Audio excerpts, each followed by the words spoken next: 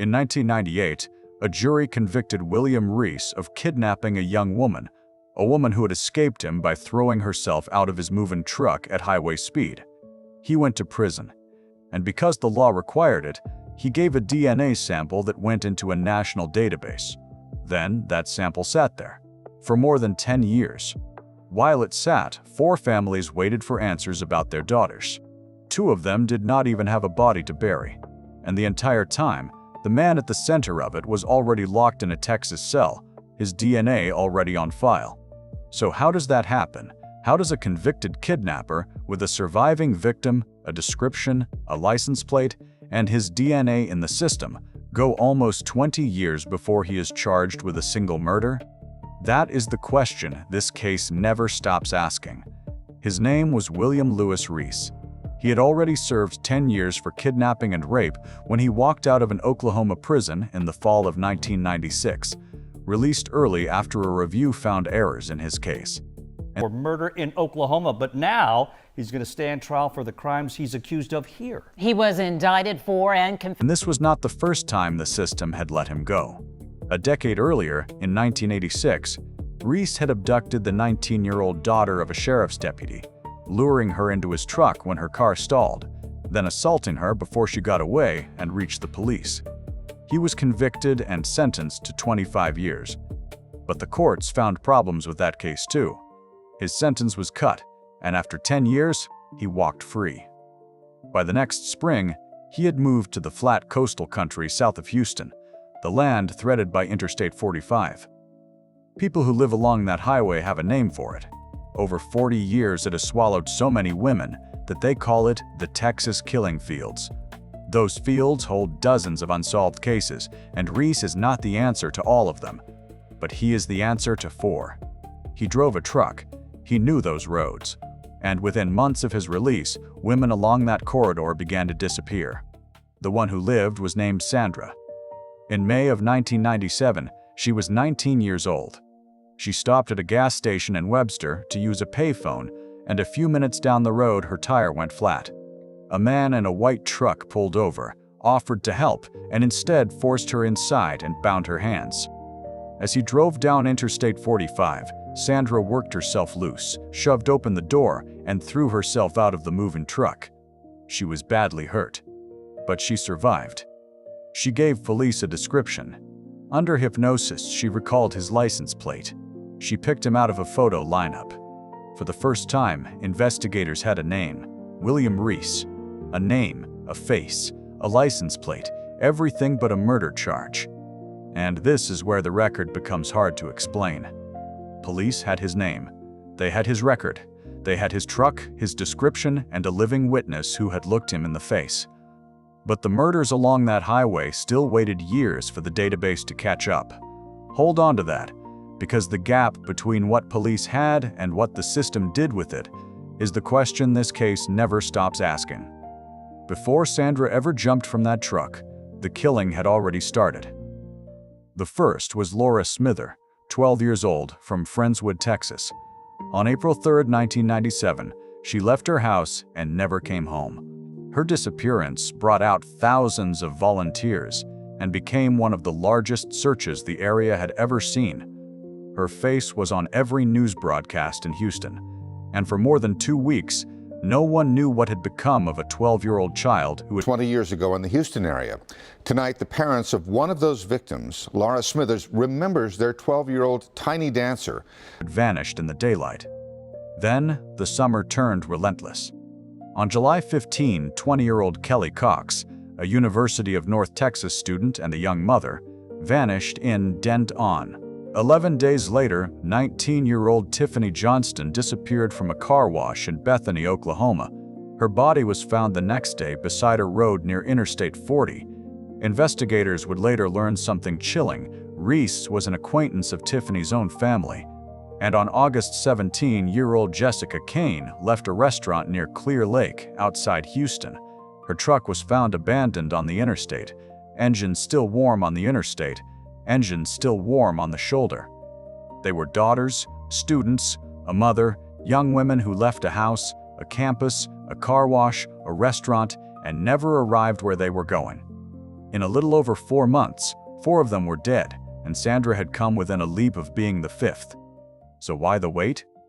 Part of the answer is that, for a while, the system thought it had already won. In 1998, William Reece was convicted of kidnapping Sandra and sentenced to 60 years. Investigators suspected he was tied to the missing girls. One of them had last been seen near the place he worked, but suspicion is not proof. Reece went to prison for the single victim who survived. The 4 who did not stayed missing. For the Smithers, the Coxes, and the Cains, the case simply went cold. The man who had taken their daughters was sitting in a cell, but for the wrong crime under the wrong charge, with no one willing or able to say out loud what he had done. In the early 2000s, while serving that sentence, Reece was required by law to give a DNA sample. It went into the national database, and there it stayed. For more than a decade, the single piece of evidence that could answer 4 families' questions did nothing at all. Years passed. The families held vigils and pressed anyone who would listen. Reece sat in a Texas prison cell, his genetic code already logged in a system built for exactly this, to connect a man to a crime. And still, nothing connected. Not for 10 years, not for 12. Then, in 2015, that sample was finally matched to the murder of Tiffany Johnston. On September 2015, 18 years after that summer, William Reece was at last charged with murder. Investigators to the remains of 2 missing women here in the Houston area, young women who disappeared in the late 1990s. The remains came next still unsettles the people who worked this case. In early 2016, Reece began talking to a Texas Ranger named James Holland, an investigator known for drawing confessions out of men who had given up nothing for decades. Holland brought him small comforts in exchange for details, cigarettes, fast food, and written promises from Texas prosecutors that they would not seek the death penalty there. And slowly, Reece talked. He confessed to Tiffany Johnston and to 3 killings in Houston. Then he drew them a map of where the bodies were. They went to the places he marked and they dug. Out of the ground came the skeletal remains of Kelli Cox and Jessica Cain. After nearly 20 years, 2 families finally had something to lay to rest. And yet, prosecutors would later say even his confession was only partly true, that he never gave up the whole of what he had done. The trials took years more. In Oklahoma, the case against Reece for the murder of Tiffany Johnston dragged on and on, delayed when his lawyers argued the courthouse itself was unsafe, delayed again by the pandemic. When it finally went to a jury in 2021, the gallery held Tiffany's family, the investigators who had chased him for decades, and Sandra, the woman who had survived him, there to watch it end. On May 28, 2021, he was found guilty. Houston.com, a guilty verdict for a man who's been linked to the murders of several young girls, many of them right. 2 other women told that courtroom he had attacked them too. That August, he was sentenced to death. Then Texas brought him back. In 2022, William Reece pleaded guilty to the murders of Laura Smither, Jessica Cain, and Kelli Cox, and was sentenced to life.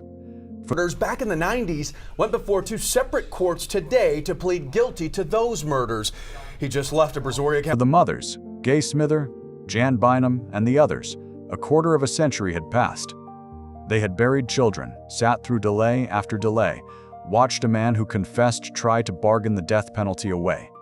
When he finally stood in a Texas courtroom and said the word guilty, they were in the... With his return to Texas, families of the victims want more answers about the murders. Jason Miles is speaking with a mother seeking justice. room to hear it.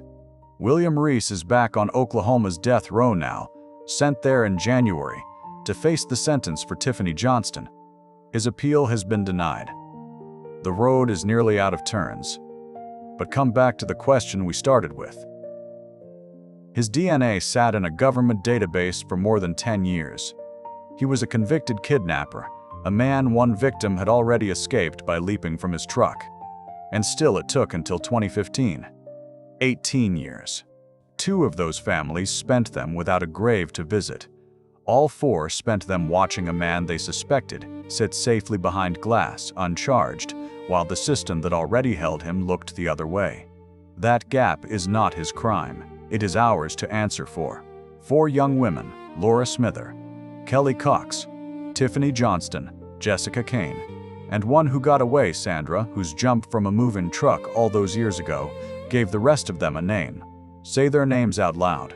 They are the reason this case has an ending at all. Thank you for being here and for remembering them. Until next time, stay curious and stay safe.